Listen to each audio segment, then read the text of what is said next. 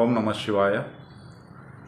ಸಮಸ್ತ ವೀಕ್ಷಕರಿಗೆ ಸಸ್ಯಾಮೃತ ಪಾರಂಪರಿಕ ನಾಟಿ ಮನೆಮದ್ದು ಈ ಚಾನಲ್ಗೆ ಸ್ವಾಗತ ಸ್ನೇಹಿತರೆ. ಇವತ್ತು ನಾನು ತಿಳಿಸ್ಕೊಡ್ಲಿಕ್ಕೆ ಬರ್ತಾ ಇರ್ತಕ್ಕಂಥ ವಿಷಯ ನೆಲನೆಲ್ಲಿ. ನೆಲನೆಲ್ಲಿಯ ಅನೇಕ ಪ್ರಯೋಜನಗಳನ್ನು ಸುಮಾರು ನೀವು ಕೇಳಿದ್ದೀರ ಸ್ನೇಹಿತರೆ. ಆದರೂ ಇದು ತುಂಬ ವಿಶೇಷವಾದ ಒಂದು ವಿಷಯ. ಹೇಗೆ ಅಂತಂದರೆ, ನೆಲನೆಲ್ಲಿಯನ್ನು ನಾನು ಭಾಳ ಸರಿ ಇದ್ರ ಬಗ್ಗೆ ನಾನು ಚರ್ಚೆ ಮಾಡಿದ್ದೀನಿ. ನೆಲನೆಲ್ಲಿಯನ್ನು ಯಾವ ರೀತಿಯಲ್ಲಿ ನಾವು ಬಳಸ್ಬೋದು ಮತ್ತು ಅದರ ಅದ್ಭುತವಾದ ಪ್ರಯೋಜನಗಳು ಏನೇನಂತ ನಾನು ಇವತ್ತು ಸಂಪೂರ್ಣವಾಗಿ ನಾನು ನಿಮಗೆ ತಿಳಿಸ್ಕೊಡ್ತಾ ಇದ್ದೀನಿ ಸ್ನೇಹಿತರೆ. ನೆಲನೆಲ್ಲಿಯನ್ನು ಜಾಂಡೀಸ್ ಕಾಯಿಲೆಗೆ ಬಳಸ್ಬೋದು ಅನ್ನೋದು ಎಲ್ಲರಿಗೂ ಗೊತ್ತು. ಜಾಂಡೀಸ್ ಕಾಯಿಲೆಗೆ ನೆಲನೆಲ್ಲಿಯನ್ನು ಬಳಸ್ಬೋದು. ನೀವು ನೋಡಿಲ್ಲ ಅಂದರೆ ದಯಮಾಡಿ ನೋಡಿ ನೆಲನೆಲ್ಲಿ ಹೆಂಗಿರುತ್ತೆ ಅಂತ. ಜಾಂಡೀಸ್ ಕಾಯಿಲೆಗೆ ಬಳಸ್ಬೋದು ಅಂತ ಗೊತ್ತಿದೆ. ಇದನ್ನು ಏನು ಮಾಡಬೇಕಂತಂದರೆ, ಯಾವುದೇ ಖರ್ಚಿಲ್ಲದೆ ಸಿಗ್ತಕ್ಕಂಥ ಪ್ರಕೃತಿ ನಮಗೆ ಕೊಟ್ಟಿರ್ತಕ್ಕಂಥ ದಿವ್ಯ ಔಷಧಿ. ಇದನ್ನು ಬುಡ ಸಮೇತ ಕೀಳ್ದೇನೆ ಸ್ನೇಹಿತರೆ, ಅದನ್ನು ಕಾಂಡವನ್ನು ಕತ್ತರಿಸಿ, ಆ ಕಾಂಡ ಇದ್ದರೆ ಮತ್ತೆ ಅದು ಚಿಗುರುತ್ತೆ. ಕಾಂಡವನ್ನು ಕತ್ತರಿಸ್ಕೊಂಡು ಬರ್ಬೋದು. ಕಾಂಡವನ್ನು ಕತ್ತರಿಸಿ ಅದನ್ನು ಚೆನ್ನಾಗಿ ಶುದ್ಧವಾದ ನೀರಿನಲ್ಲಿ ತೊಳೆದು ಸ್ವಲ್ಪ ನೆರಳಿನಲ್ಲಿ, ಅಂದರೆ ಸ್ವಲ್ಪ ಬಿಸಿಲು ಕಡಿಮೆ ಇರತಕ್ಕಂಥ, ಅಂದರೆ ತುಂಬ ನೆರಳಿಟ್ಟರೂ ಆಗೋದಿಲ್ಲ, ತುಂಬ ಡೈರೆಕ್ಟ್ ಬಿಸಿಲಿನಲ್ಲಿ ಒಣಗಿಸ್ಬಾರ್ದು. ನೆರಳು ಅಂತ ಅಂದರೆ ಬಾಗಿಲ ಮುಂದೆ ಸ್ವಲ್ಪ ಬಿಸಿಲು ಹೊಡಿತಾ ಇರುತ್ತೆ, ಅದರ ಜಳ ಇರುತ್ತೆ, ಅಲ್ಲಿ ಇದನ್ನು ಒಣಗಿಸಿ ಇಡಬೇಕು ಸ್ನೇಹಿತರೆ. ಒಣಗಿಸಿ ಮುಟ್ಟಿದ್ರೆ ಹೆಂಗೆ ಒಣಗಬೇಕು ಅಂತಂದರೆ, ಯಾಕೆ ಇದನ್ನು ನಾನು ಹೇಳ್ತಾ ಇದ್ದೀನಿ ಅಂತಂದರೆ, ಅದು ಒಣಗಿಲ್ಲ ಅಂತಂದರೆ ಫಂಗಸ್ ಆಗ್ತಕ್ಕಂಥ ಅಂದರೆ ಬೂಸ್ಟ್ ಬರ್ತಕ್ಕಂಥ ಸಮಸ್ಯೆ ಜಾಸ್ತಿ ಇದೆ.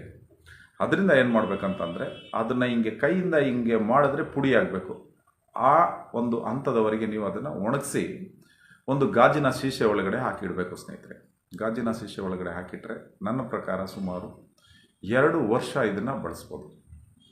ಗಾಜಿನ ಶೀಶೆ ಒಳಗಡೆ ಹಾಕಿಟ್ರೆ ಯಾವುದೇ ರೀತಿ ಫಂಗಸ್ ಆಗ್ತಕ್ಕಂಥ ಸಮಸ್ಯೆ ಇದರಲ್ಲಿ ಇರೋದಿಲ್ಲ. ಇದನ್ನು ಯಾವ ಅನಾರೋಗ್ಯ ಸಮಸ್ಯೆಗಳಿಗೆ ಇದನ್ನು ಬಳಸ್ಬೋದು ಅನ್ನೋದ್ರ ಬಗ್ಗೆ ಇವತ್ತು ಒಂದು ಸರಳವಾದ ಮಾಹಿತಿಯನ್ನು ತಿಳ್ಕೊಳ್ಳೋಣ. ಯಾರಿಗೆ ತಿಂದಿರ್ತಕ್ಕಂಥ ಪದಾರ್ಥ ಜೀರ್ಣವಾಗ್ತಾ ಇಲ್ಲ ಸರಿಯಾಗಿ, ಹೊಟ್ಟೆ ಕಟ್ಕೊಂಡಂಗೆ ಆಗ್ತಾ ಇರ್ತದೆ, ಮತ್ತು ಮಲ ತುಂಬ ಕೆಟ್ಟ ವಾಸನೆ ಬರ್ತಾ ಇರ್ತದೆ, ಯಾರು ಮಲ ವಿಸರ್ಜನೆಗೆ ಹೋದಾಗ ಕೆಟ್ಟ ವಾಸನೆ ಬರ್ತಾ ಇರ್ತದೆ, ಅಂಥವ್ರು ಈ ಒಂದು ಪೌಡ್ರನ್ನ ಪುಡಿ ಮಾಡಿ ಅಂದರೆ ಮಿಕ್ಸಿಗೆ ಹಾಕಿದ್ರೆ ಪುಡಿ ಮಾಡ್ಬೋದಿಲ್ಲ, ಕೈಯಿಂದ ಅದನ್ನು ಒಸಕಿದ್ರೆ ಪುಡಿ ಆಗುತ್ತೆ. ಇದನ್ನು ಏನು ಮಾಡಬೇಕಂತಂದರೆ, ಒಂದು ದೊಡ್ಡ ಗ್ಲಾಸ್ನಲ್ಲಿ 1 ಗ್ಲಾಸ್ನಲ್ಲಿ ನೀರು ಹಾಕಿ 1 ಚಮಚವನ್ನು ಅದರಲ್ಲಿ ಹಾಕಿ ಸ್ವಲ್ಪ ಕುದಿಸ್ಬೇಕು.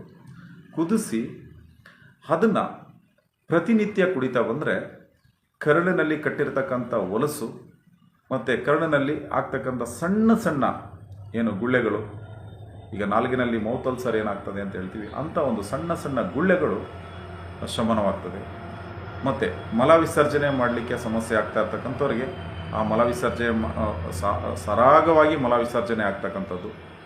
ಹಾಗೂ ನೋಡಿದರೆ ಜಾಂಡೀಸ್ ಕಾಯಿಲೆಗೆ ಒಂದು ಅದ್ಭುತವಾದ ರಾಮಬಾಣ ಸ್ನೇಹಿತರೆ.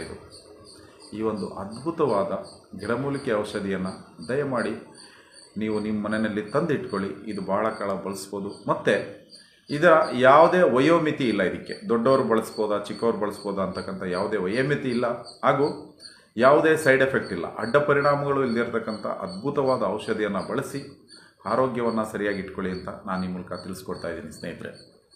ಇನ್ನು ಹಲವಾರು ಸಮಸ್ಯೆಗಳಿಗೆ ಇಲ್ಲಿ ಔಷಧಿಯನ್ನು ನೀಡಲಾಗ್ತದೆ. ಶ್ರೀ ಶಿವಾನಂದ ಆಶ್ರಮ, ನೆಲಮಂಗಲ ರೈಲ್ವೆ ಸ್ಟೇಷನ್ ಹತ್ರ. ಇಲ್ಲಿ ನಿಮಗೆ ಸರಿ ಮಾಡ್ಕೊಳ್ಳದೆ ಇರತಕ್ಕಂಥ, ಸರಿ ಮಾಡೋಕ್ಕೆ ಆಗದೇ ಇರತಕ್ಕಂಥ ಸಮಸ್ಯೆಗಳಿಗೆ ಇಲ್ಲಿ ಔಷಧಿಯನ್ನು ನೀಡ್ತೀವಿ. ದಯಮಾಡಿ ಇಲ್ಲಿ ಸಂಪರ್ಕಿಸಿ.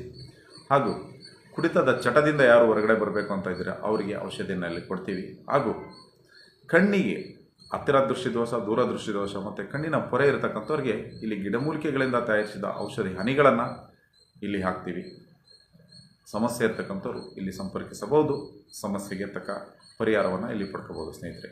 ಇನ್ನು ಮುಂದೆ ಅನೇಕ ಗಿಡಮೂಲಿಕೆ ಮತ್ತು ಅನೇಕ ಮನೆಮದ್ದುಗಳ ಜೊತೆಯಲ್ಲಿ ನಾನು ನಿಮ್ಮ ಮುಂದೆ ಬರ್ತೀನಿ. ಅಲ್ಲಿವರೆಗೆ ವಾಚ್ ಮಾಡ್ತೀರಿ ಸಸ್ಯಾಮೃತ ಪಾರಂಪರಿಕ ನಾಟಿ ಮನೆಮದ್ದು ಈ ಚಾನಲ್. ನಮಸ್ಕಾರ.